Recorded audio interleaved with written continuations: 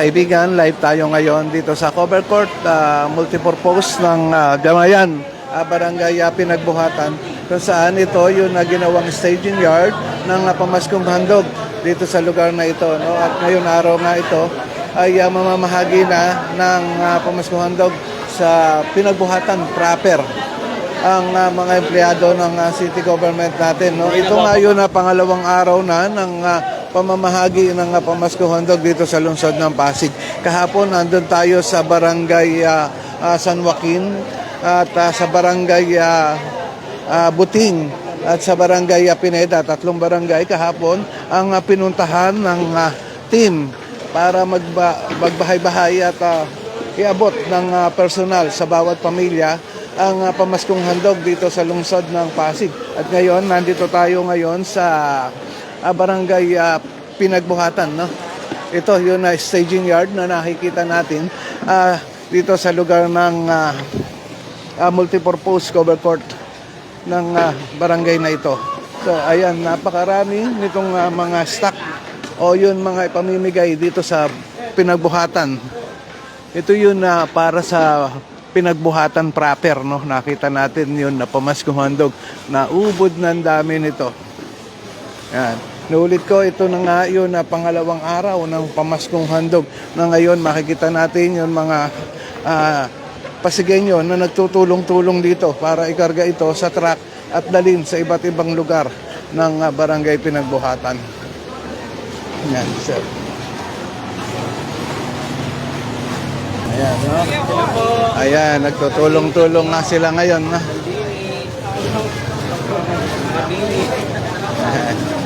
Kung sa barangay Buting, barangay San Joaquin at barangay Pineda.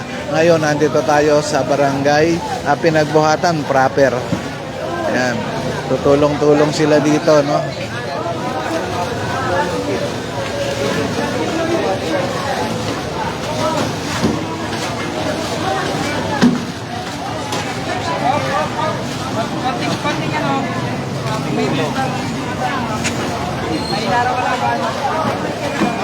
Nandiyan si Erwin. Gano'n lang. Gano'n lang yan. Puro sa kukutama. Ayan, doon sa mga viewer natin, no? Maraming salamat sa lahat ng mga nanonood. Gustong mag-comment lang po. Ayun na mga hindi nakakakuha sa na napuntahan na kagaya sa barangay Buting, ano? Yun mga hindi nakakakuha ng pamaskong handog ay pwede kayong pumunta doon sa barangay at para malaman nyo kung ano yun dapat gawin, no? Para makuha nyo nga kasi yun iba kagaya kahapon meron na walang tao doon sa bahay, ano, puro nasa trabaho nga. At yun naman ang team ng mga namamahagi nga ng pamaskong handog ay nag-iiwan ng papel. At doon sa papel ngayon nakasulat na kung paano nila makukuha yun kanilang pamaskong handog.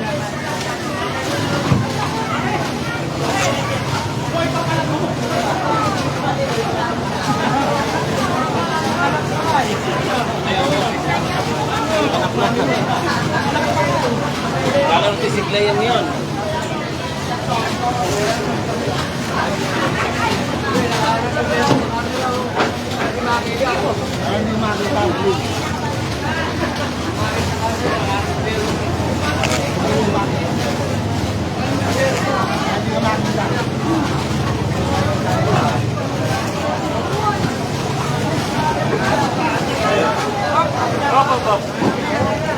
Ilan na.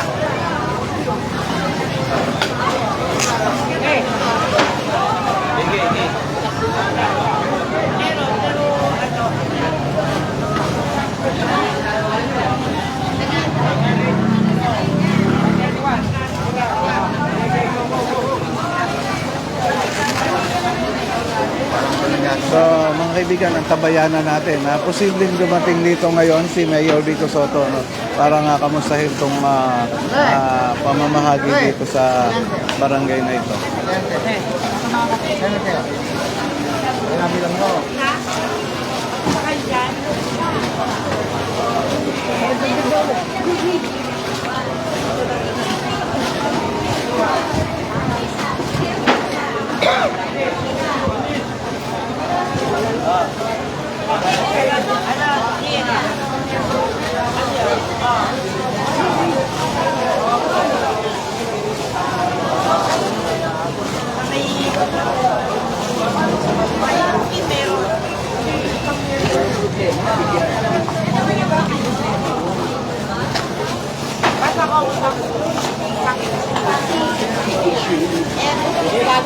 Itong pinupuno, hindi ko alam kung saan ito eh.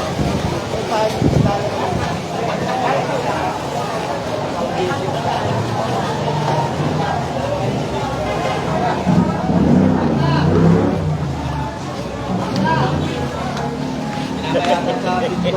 Dinagdagan ng bigat. Dinagdagan ng bigat. Parang ito naman sumakay.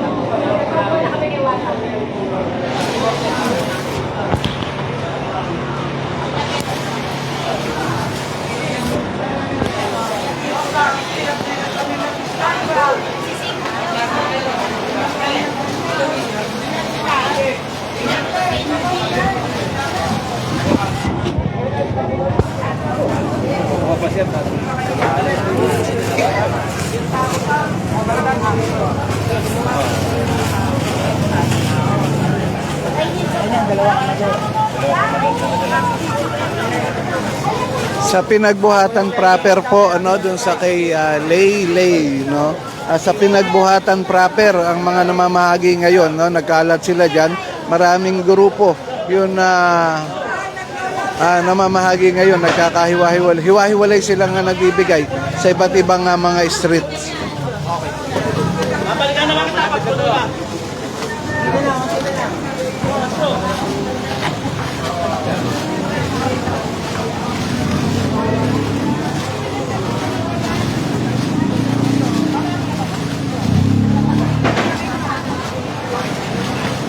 Kompleto na yan.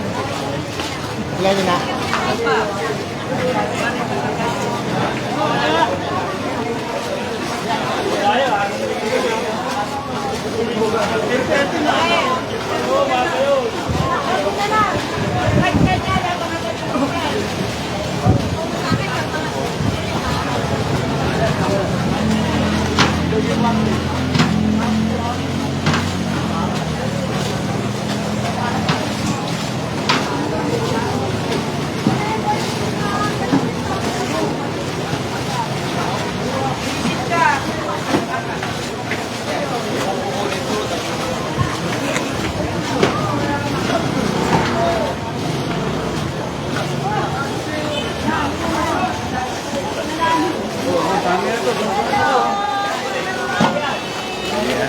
So ito yung mga lapitan natin itong mga ilan sa mga ano nga dito, no? Yun talagang team leader na naghahatid sa mga bahay-bahay. Subukan natin silang kausapin.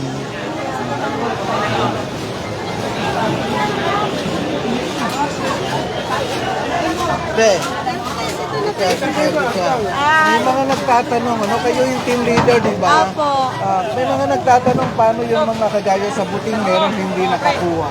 Oh, mayroon tayong special operation. Babalikan sila yung mga hindi pa nakakuha na wala sa bahay. Nandoon sa trabaho, may special operation po, babalikan po sila. Oh, yung walang mga tao naman, mayroon din tayong iniwan doon na form para kukunin nila kung saan nila maklaim yung food pack. May mga nagtatanong din, paano ba yun na proseso ngayon? Agaya pa rin ba nung dati? QR code lang? Opo, QR code. Ihanda na lang nila yung QR code. Kasi yun yung i-scan namin. Mag-house to house po kami para sa food pack. Ngayon, sa nang nyo, area nyo? Kami ngayon sa Barangay Pinagbuhatan sa may Ilugin. Ilugin. Ilugin phase 1 at phase 2. Phase 1, phase 2. Doon kami Okay po, area. maraming salamat. Ingat po kayo. Thank you. So, ayan nga, ano. At nandito pa yung iba, no? Handang-handa na rin. Yan yung mga house to house talaga.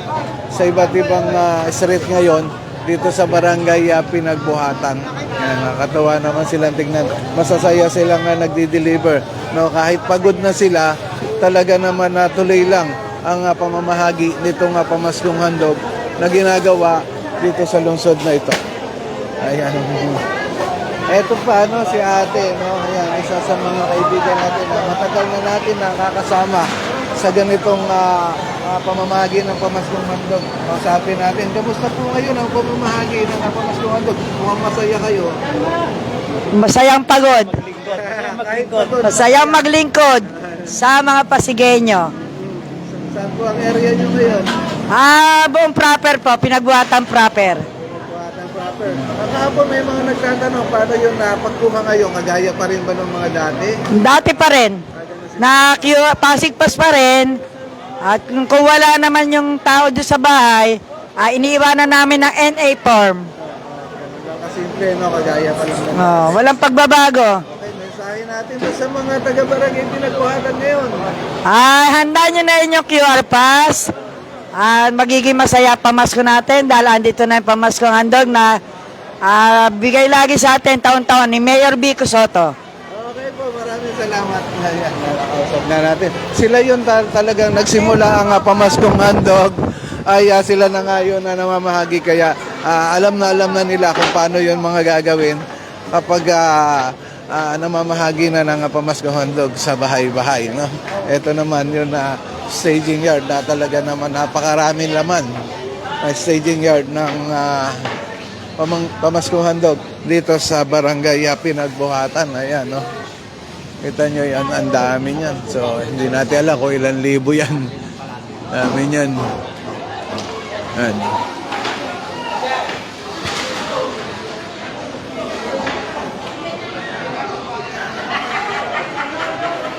Okay mga kaibigan, at hanggang dito na lang itong live video natin. Maraming salamat sa lahat ng mga viewers natin ngayong umagang ito.